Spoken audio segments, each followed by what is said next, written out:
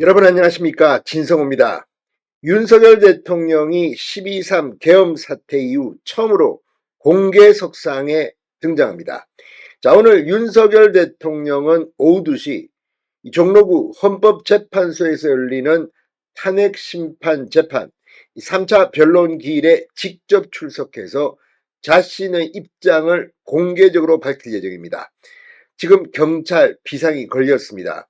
서부지법 폭력 사태로 지금 이 윤 대통령의 경우 또 뭐 여러 가지 이 경우에 비상이 걸린 가운데 윤 대통령이 오늘 서울구치소를 나오는 겁니다. 자, 윤 대통령 그동안 서울구치소에서 체포 구금됐다가 구속영장이 발부된 뒤 20일 동안, 최대 20일 동안 지금 이 서울구치소에서 생활하고 있습니다. 그런데 오늘 드디어 구치소로 나옵니다.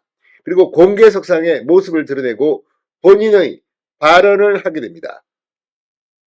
자, 공수처 어제 6시간 동안 윤 대통령을 강제 구인을 시도하다가 실패했습니다.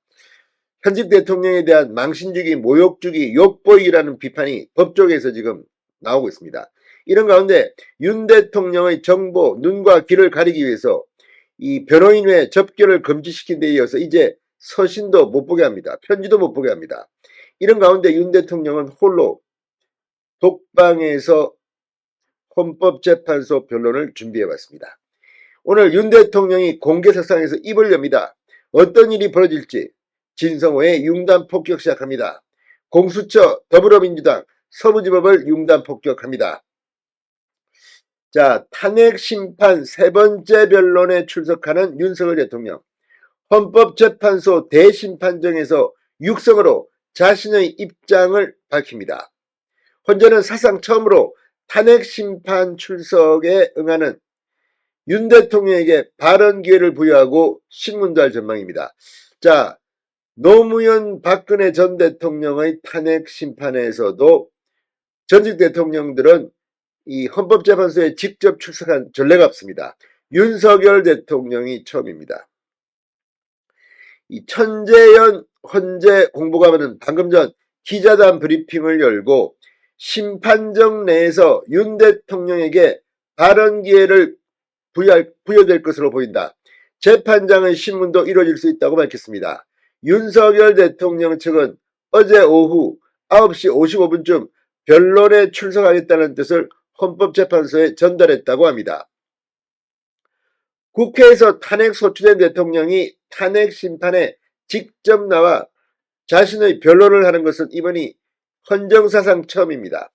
윤석열 대통령은 비상계엄 선포 이후 공개석상에 아직 한 번도 모습을 보이지 않았습니다.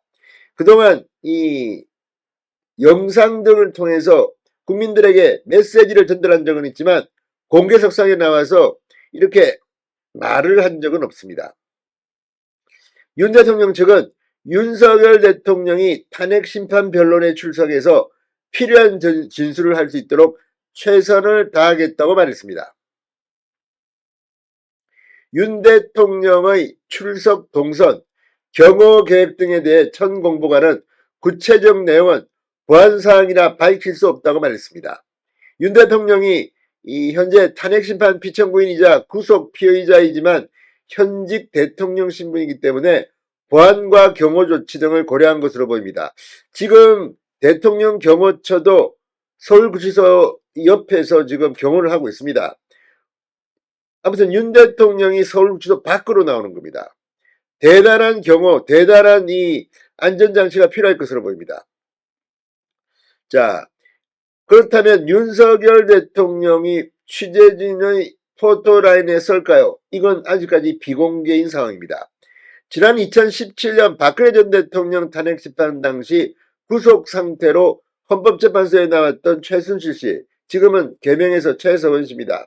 안종범 전 청와대 정책조정수석, 김종 전 문화체육관광부 차관은 호송차로 이송돼 대심판정 앞에서 내려 들어가는 모습이 카메라에 잡히기도 했습니다.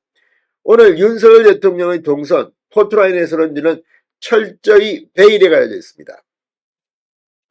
헌법재판소는 윤 대통령 출석에 대비해 심판정 앞판거의 경호를 강화하는 방침입니다. 천 공보관은 경호 강화에 대한 부분은 어제 말씀드린 바와 같지만 필요하면 경찰 인력이 증원될 수도 있다. 심판정 내에서는 재판장의 소송 지휘나 질서 유지권 등이 발동돼 운영될 예정이라고 말했습니다. 일단 서울 서부지법 이 폭력 사태 이후 지금 헌법재판소도 비상이 걸렸습니다. 경비 강화에 나선 상황입니다. 윤석열 대통령 측은 어제 헌법재판소에 한덕수 대통령 권한대행 국무총리와 최상목 대통령 권한대행 부총리, 이상민 전 행정안전부 장관, 이진숙 방송통신위원장 등을 증인으로 신청했습니다.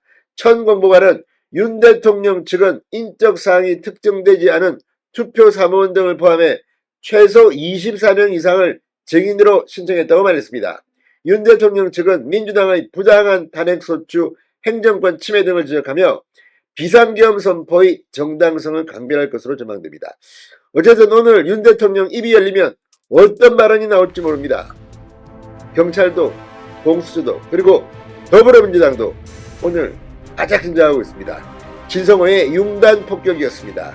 여러분 감사합니다.